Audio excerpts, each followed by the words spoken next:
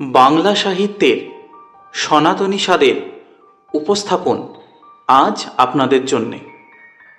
এই গল্পের মাধ্যমে শ্রোতা বন্ধুদের শুধুমাত্র পূর্ব ইতিহাস এবং কিংবদন্তি উপলব্ধি করানো হয়েছে।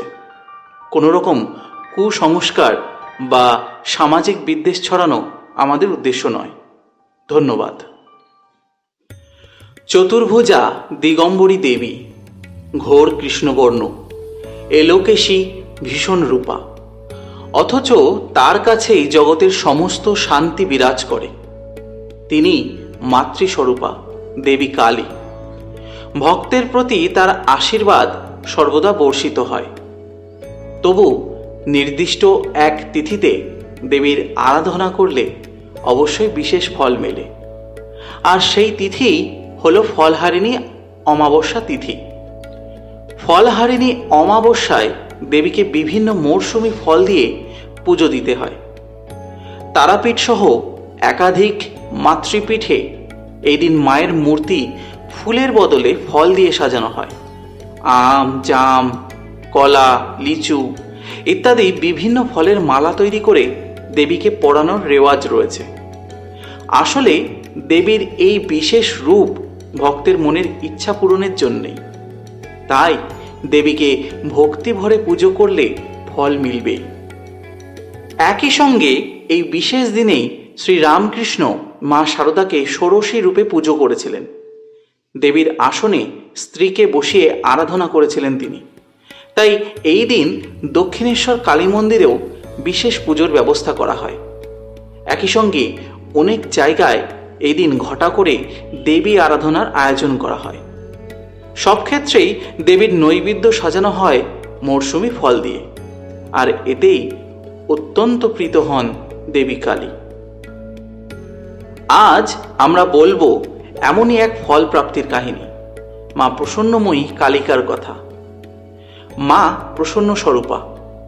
প্রসন্নময়ী কালী মন্দির মা প্রসন্নরূপে বিরাজিত পশ্চিমবঙ্গের উত্তর 24 পরগনা জেলার গোবরডাঙ্গার মন্দিরে, যার প্রতিষ্ঠার পেছনেও রয়েছে ইতিহাস, আর যার সাথে জড়িয়ে আছে কিংবদন্তি। কর্মদক্ষতা ও বিচার বুদ্ধি খাটিয়ে জমিদারি পত্তন করেন খেলারাম মুখোপাধ্যায়, আর সেই জমিদারির এমন সুনাম যে বাংলায় জন্ম নেয় এক প্রবাদ বাক্য: সাতক্ষীরার মাটি, টাকির লাঠি আর গোবরডাঙ্গার হাতি।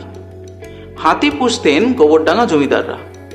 যাই হোক, এই জমিদার খেলারাম মুখোপাধ্যায় ছিলেন পরম কালীভক্ত। জমিদারি তো পত্তন করলেন, কিন্তু মনে শান্তি ছিল না খেলারামের। কারণ জীবন সায়ান্নের মধ্য গগনে পৌঁছেও তিনি এখনো অপুত্রক। এদিকে তার ভাই আগেই মারা গিয়েছেন অপুত্রক অবস্থায়। এই বুঝি বংশরক্ষা আর হয় না। মায়ের কাছে খেলারামের কাতর আরতি: মা, ধন দৌলত, জমি জিরে, প্রতিষ্ঠা সবই তো এই দিন ভক্তকে দিলে, তবে একটা সন্তান দিচ্ছ না কেন মা? এইভাবেই সারা রাত দক্ষিণাকালীকে ডাকতে ডাকতে খেলারাম ক্লান্ত হয়ে ঘুমিয়ে পড়েন ঠাকুর ঘরের মেঝেতেই। আর স্বপ্নের মধ্যে তার শিয়রের কাছে এসে যেন দাঁড়ালেন মা ইচ্ছাময়ী। প্রসন্ন হাসি হেসে ভক্তকে বড়া ভয় দিয়ে মা বললেন: বাছা, এখানে আমার জন্য একটা স্থায়ী পীঠ বানিয়ে দে, দ্বাদশ শিব মন্দির সহ কালী মন্দির। তবে তোর মনোবাঞ্ছা পূরণ হবে। তোর পত্নীর কোল আলো করে আসবে আমার বরপুত্র। তোর হাতে মন্ত্রপুত একটি শিকড় দিচ্ছি। শুদ্ধ দেহ মনে তোর ব্রাহ্মণী ওই শিকড় খেলে গর্ভবতী হবে। হঠাৎই ভেঙে গেল ভোররাত্রের ঘুম। খেলারাম ধর্মড়িয়ে উঠে বসে দেখলেন সত্যি তার মুঠোর মধ্যে একটা কালো শিকড়। পরম ভক্তি ভরে ওই মুঠো তিনি ছোঁয়ালেন মাথায়। দক্ষিণাকালী স্বপ্ন দিয়ে খেলারামকে বলেন: যে কোষ্ঠী পাথরে আমার মূর্তি বানাবি, সেই কোষ্ঠী পাথরও তুই পাবি। রোজ ভোর রাতে যমুনার বটতলার যে ঘাটে তুই স্নান করিস, সেই ঘাটের শেষ সিঁড়ির নিচে কাদার মধ্যে। তাছাড়া পাথর খোদাই করে মূর্তি বানাবে বারাণসীর ভাস্কর কালিকা দাস। তাকেও স্বপ্নাদেশে তোর কাছে পাঠাচ্ছি। সে একটা পয়সাও পারিশ্রমিক নেবে না, শুধু তুই তার থাকা খাওয়ার ব্যবস্থা করে দিবি। এরপর জলের তলা থেকে সত্যি সত্যি পাওয়া যায় কালো কোষ্ঠী পাথরের চাঙড়টি। আর সত্যি সত্যি ভাস্কর কালিকা দাসও এসে উপস্থিত। যথারীতি মায়ের ইচ্ছায় তৈরি হয় অনুপমা অথচ ভীষণা মাতৃমূর্তি। নাম হয় প্রসন্নময়ী। সাল 1229 বঙ্গাব্দ।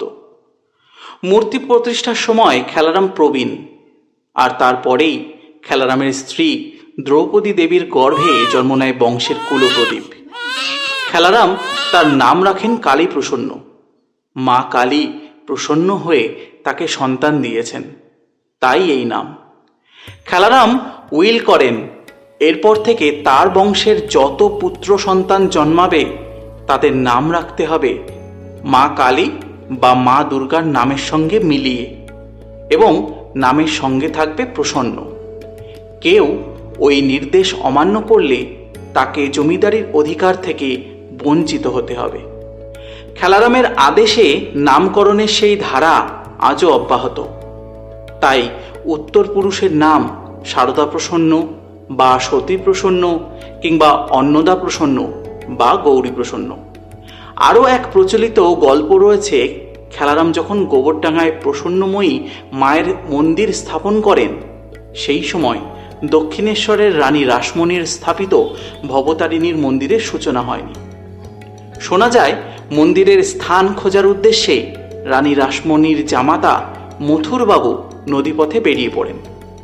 নদীপথে যাত্রা করছেন, কিন্তু মনে তার একটাই দুশ্চিন্তা, সেটা হলো মন্দির গড়ার। হুঁশ নেই তার কোনো দিকে। হঠাৎ হুঁশ ফিরল মথুরা মোহনের। মাথার ওপর আকাশখানা ভারী হয়ে নেমে এসেছে। এই প্রবল ঝড়ের মুখে তার নৌকা কোথায় নোঙর করবে?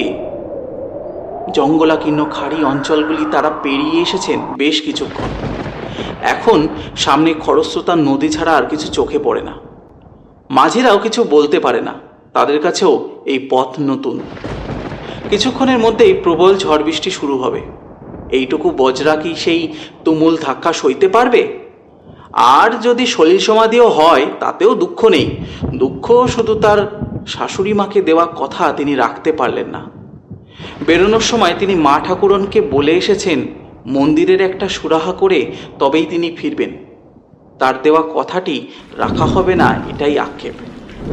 অদৃষ্টকে মানেন না কোনো কালেই মথুর, তবুও আজকে সেই অদৃষ্টের কাজের জন্যেই তার এই বেরোনো।